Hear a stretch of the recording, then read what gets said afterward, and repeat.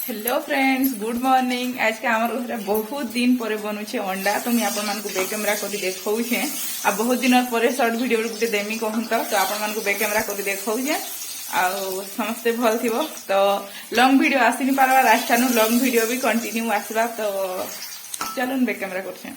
So friends, मुझे जेनता कही बहुत दिन पर अंडा होचे, अंडा के टिके भाजी देली। आमर घरे अंडा रंधा होची कहूँ तो तारपरे अंडा भाजीला परे सोरष देकर पियाज भाजी देमी। तारपरे अदा लहसुन और पियाज टमाटर पेस्ट करछे सेटा दे देमी। मसला थी मैं बेसी किछि नहीं दिए। तारपरे नून हल्दी आउ गरम मसला पाउडर जीरा पाउडर टिके बस एतकी देकर मुई अंडा मसला बनाबी। आउ देखुन आपण मानक आमर वीडियोटा केंदा लागसी कमेंट करके निश्चय कहबे। वीडियोटा भल लागले सब्सक्राइब टे निश्चय कर देबे। देखा करमा फिर गुटे न्यू मिनी व्लॉग रे।